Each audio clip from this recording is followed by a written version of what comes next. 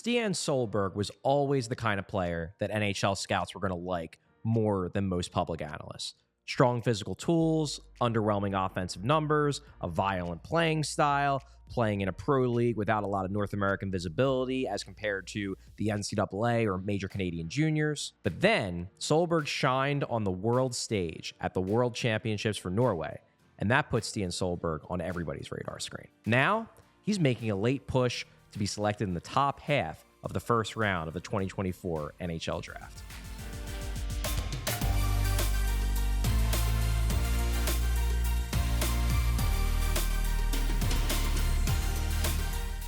So why is Solberg such a fast riser, such a late riser? Let's get to his strengths. The big one, the top strength on everyone's list, is physicality. Solberg, in short, he likes to inflict pain on his opponents. He's not enormous in terms of size. He's certainly not small. He measures in at around 6'2", 205, but we're not talking about an Anton Salayev level physical specimen. The difference between Solberg and pretty much every other defenseman in this draft, Solberg is constantly looking to deliver punishing body checks. If you're looking for a player who can turn the momentum of a game with a big hit or provide an intimidation factor for an opponent in a game or a playoff series, Stian Solberg is your guy. But it's important to point out that Solberg isn't just a big hitter. He's a good skater too. Solberg may not have a truly dynamic gear yet, but he moves well in all directions and can handle covering quicker forwards with ease. He showed this in the World Championships playing against NHL forwards. That combination of skating plus size plus physicality, it kind of gives him the ceiling of a high-end modern-day defensive defenseman. It also helps that he seems to have that innate understanding of defensive zone play and rush coverage. Not every defenseman has it. Some guys have to learn it.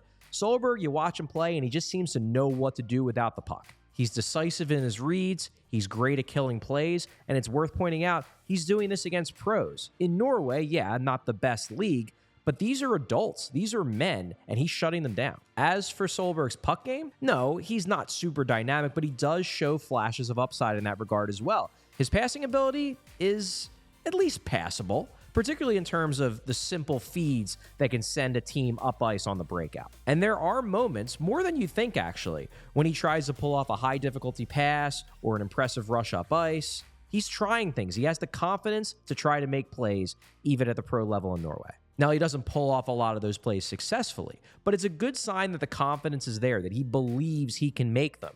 And the hope is that as he continues to develop, he'll start making more and more of them and finishing them off too. But that does lead us into Solberg's biggest weakness, his play with the puck. As I mentioned, it's not bad exactly. There are some defensemen in this draft who are legitimately bad with the puck. Solberg is not bad with the puck. He does occasionally make some really impressive plays, and he's solid when he keeps it simple and just focuses on getting the puck to his forwards on the breakout in a simple, effective, and efficient way. But he does often fail to finish the high difficulty plays he tries. He misses on tough breakout passes or offensive zone feeds. He does turn the puck over a little bit more than you'd rather. Look, there's a solid chance that the creative offensive side of his game never comes around, and then he'll be forced to significantly simplify his game to succeed at the NHL level, and that would, in turn, lower his upside. Then there's the quality of competition concern. Now, this is a little bit more complex because he did show at the World Championships that he can hold his own and even impress against NHL caliber competition against men. And he is playing in a pro league in Norway. So again, that's against adults. That's against physically developed men. But Norway is not that strong of a pro league. We're not talking about super high competition. This isn't like he's playing in Finland or Sweden or even Russia. This is not a top-tier league, and it does lead to questions as to whether he's just taking advantage of lesser competition. There was the World Championships, which definitely went a long way towards easing some of those concerns, but it was a small sample size. So probably the better thing to look at is the full season, and that's against competition, against a lot of guys who are never going to have a chance of making the NHL. It doesn't mean he's going to bust. It just does increase the uncertainty surrounding his projection a bit, and it makes him a slightly riskier pick. And finally, even beyond the puck skills, his overall game is still pretty raw. And again, this might play into the fact that he came up through the Norwegian system. It's not exactly a developmental powerhouse in terms of pumping out hockey talent. That's part of the appeal, though, in fairness, because teams think they can mold Solberg into an even better defenseman given time in a true NHL developmental system.